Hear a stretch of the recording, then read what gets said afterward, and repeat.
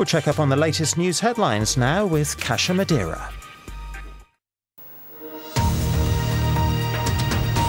Hello, good afternoon. The Conservatives are expected to outline plans to toughen rules for benefits claimants at their party conference. They want to cut incapacity benefit for more than 500,000 people to fund help for the unemployed. They target those on incapacity benefit who are assessed as being fit to work. This is BBC News, the headlines at 9 o'clock. A deal on Vauxhall's future after months of uncertainty. One of Britain's biggest car makers has a new owner. The government says production will stay in Britain. Welcome to BBC News, broadcast to our viewers on PBS in America and also around the globe, coming up later. Also coming up in the next hour, it's time for all the fashionistas to put on their best frocks and celebrate 25 years of London Fashion Week. We'll be live at the event throughout the day. Hi there, I'm Kasia. The real hustle's coming right up after your last update.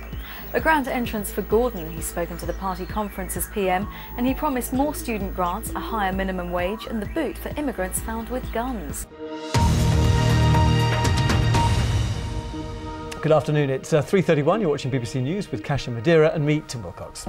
Unemployment has climbed to its highest level in 13 years, according to the latest figures. More than 2.4 million people are now jobless and 220,000 people lost their jobs in the 3 months to June. Hello, I'm Adam Parsons. And I'm Kasia Madera. Now, thanks to you lot, every week we get hundreds of pictures, stories and ideas sent into the BBC. We painstakingly look at every single one and we pick out the very best ones. To produce your news. Hello and welcome. The US car giant General Motors has ended months of speculation about the future of its European business by announcing it's to sell its European operations to the Canadian car parts company Magna.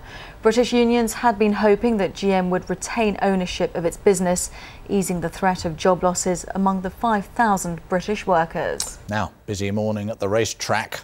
Kasia has the sports news. It has been busy indeed, Nick. We'll start with Formula One because the Malaysian Grand Prix is underway. Britain's Jenson Button started on pole position for Brawn GP. Sir Bobby played for Fulham and West Brom and was capped by England, but it's as a manager he'll be best remembered.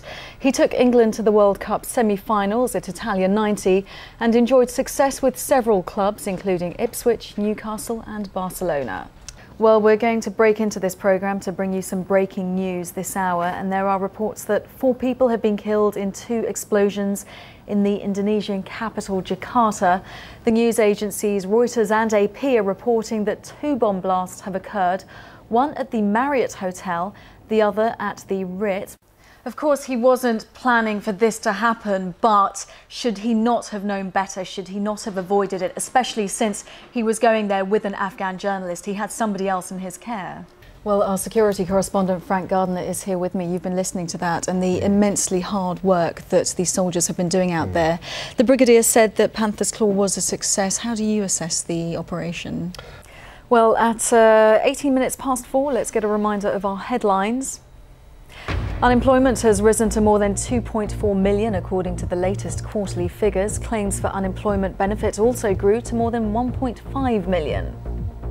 Well, let's get some reaction to this from another legend of the airwaves, the radio presenter Tony Blackburn. And Hello. Tony, this is sad news, isn't it? Yes, it is. I mean, he's been around a long, long time. Well, let's go live now to Washington and speak to our correspondent Imtiaz Tayyab, who's there. Imtiaz, now the White House is saying it's keeping a very close eye on developments, but will they actually push to do anything further about this? Is it likely to happen, though, because we're continuously hearing about public spending cuts? I can't imagine local authorities having the funds to pay for this.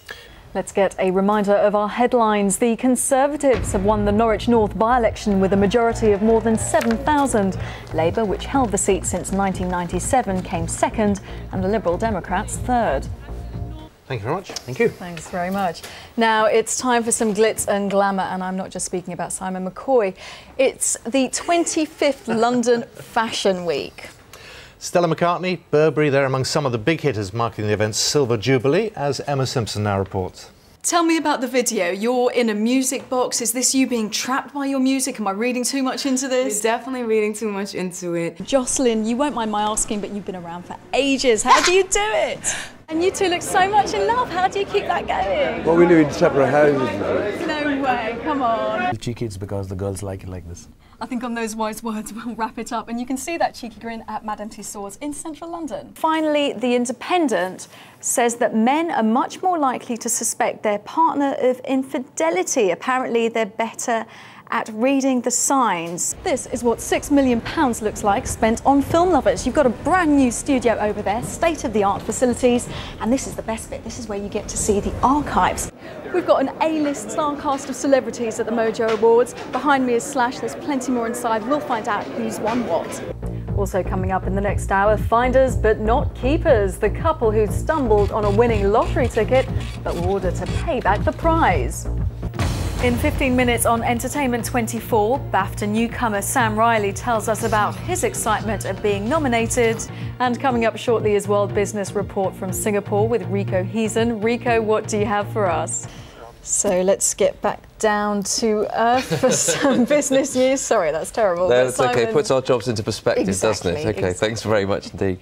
And Kasia is here. Good evening. Hello, good evening. Well, in Entertainment 24, complaints about a set of film posters featuring actors brandishing guns have been upheld by the advertising industry watchdog. So from Worcester for today, it's goodbye from me and... A sorry goodbye from me. See ya. So Michael Schumacher as the Stig, or is he? Well, Jeremy Clarkson left the audience guessing after showing the Stig stalling and not quite driving like an ex-Formula One champion. Will we ever know? Who knows? What we do know is that Louise Lear has the weather. The weather, sunny spells in Scotland and Northern Ireland, cloudy and wet in other areas.